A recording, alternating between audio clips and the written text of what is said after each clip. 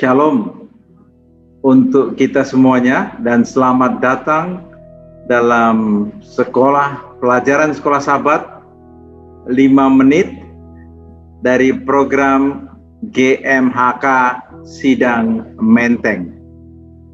Tuhan menyertai kita di dalam mendalami pelajaran kita pada hari Kamis tanggal 22 Juli 2021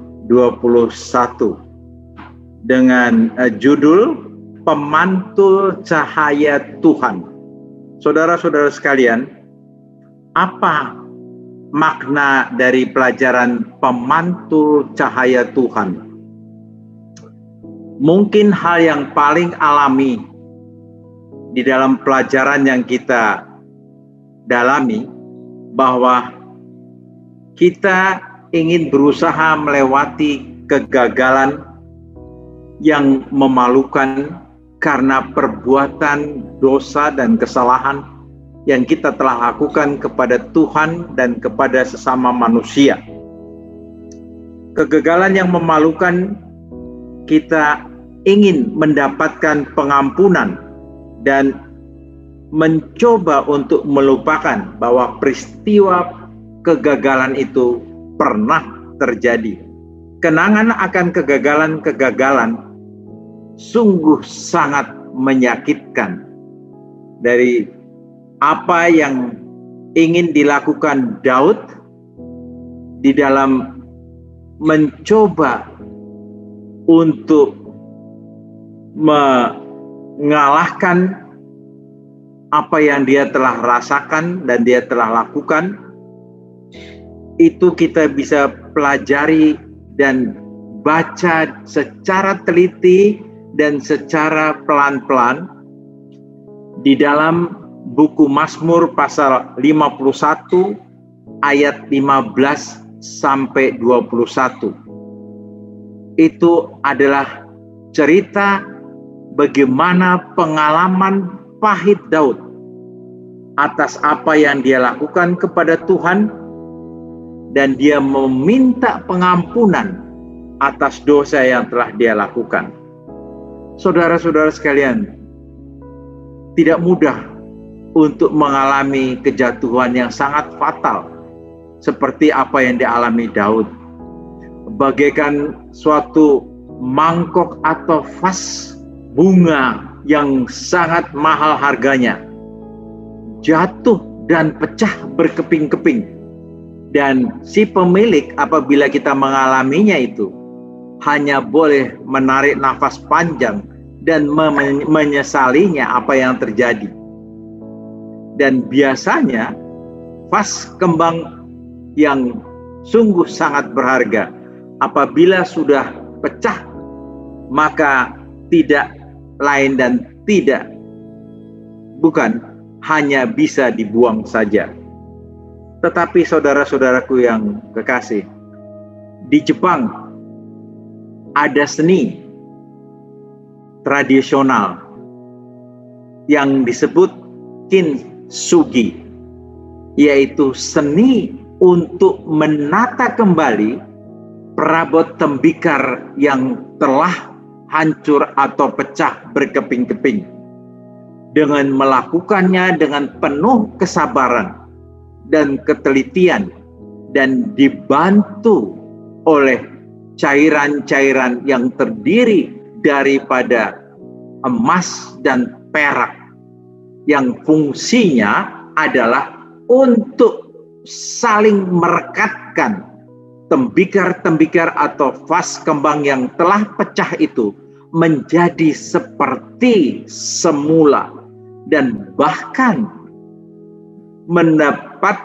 menambahkan kesenian atas hasil yang begitu teliti oleh ahli kintsugi tersebut. Saudara-saudara sekalian, demikian terjadi kepada kehidupan kita.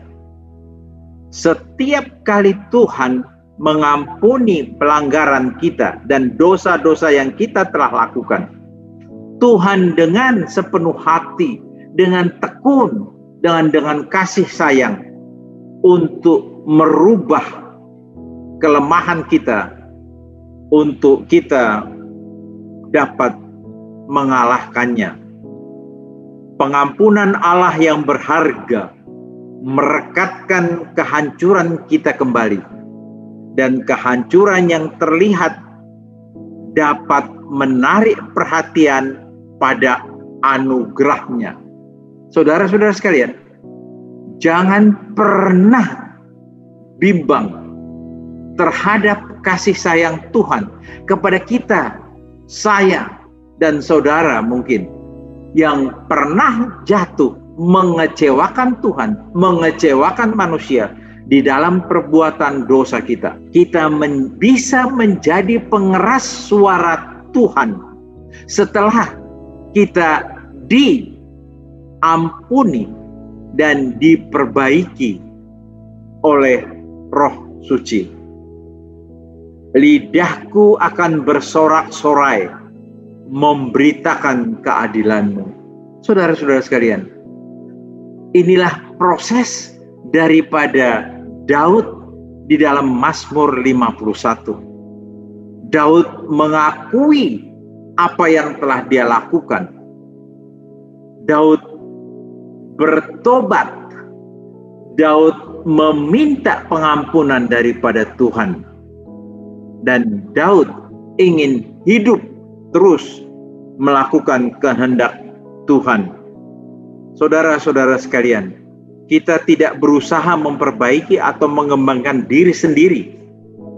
Semangat kita yang patah, hati kita yang remuk, sudah cukup menjadi pujian bagi Allah. Dan itulah yang membuat kita sinar cahaya yang dapat dilihat dunia di sekitar kita. Saudara-saudara sekalian, apabila kita bertobat dengan sungguh-sungguh, mendapatkan pengampunan dari Tuhan, dan kita hidup benar-benar melakukan kehendak Tuhan, dan Roh Suci menyertai kita di dalam kehidupannya, maka kita merasakan pengalaman yang diampuni, dan kita dapat menjadi sinar cahaya.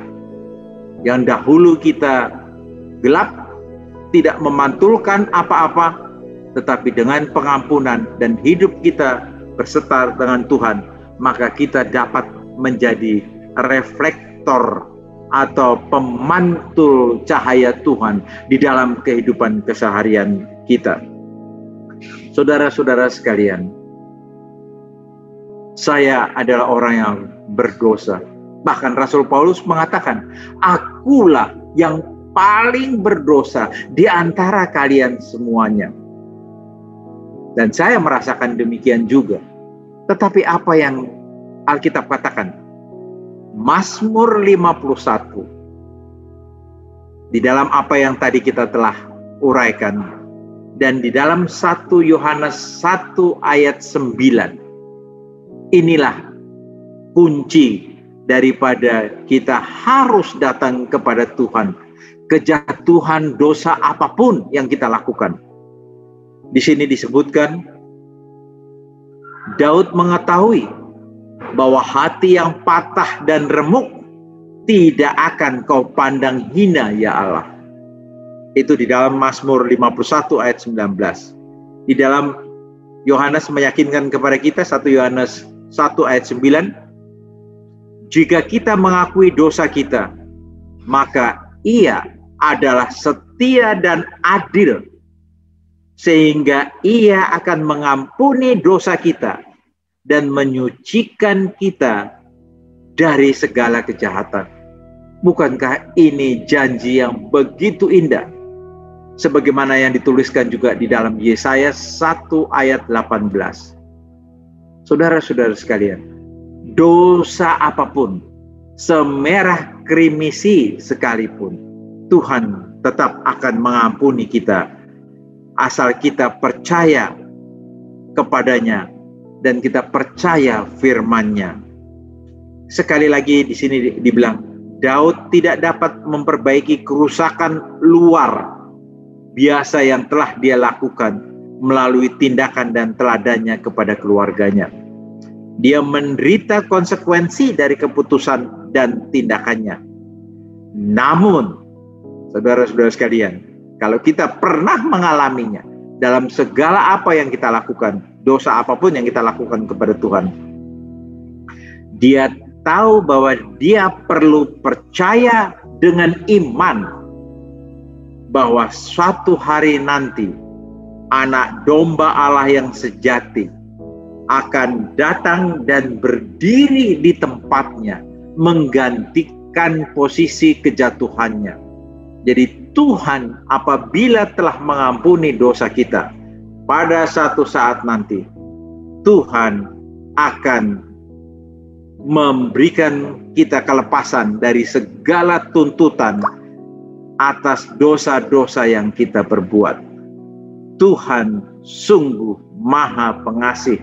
Jangan pernah kita takut untuk datang kepada Tuhan, meminta pengampunan dan bertobat, hidup setia dan hidup yang dipenuhi oleh tuntunan Roh Suci. Maka disitulah apapun dosa kita, kita akan masih mampu dan dimampukan oleh Tuhan menjadi sebagai pemantul cahaya Tuhan. Saudara-saudaraku, mari kita percaya kepada firman-Nya di dalam buku Mazmur 51 dan di dalam buku 1 Yohanes 1 ayat 9 dan juga di dalam Yesaya 1 ayat 18. Tuhan sungguh amat baik untuk kita dan kita harus percaya kepadanya. Demikian pelajaran Sekolah Sahabat 5 menit dari GMAHK Sidang Menteng. Tuhan memberkati kita semuanya. Terima kasih.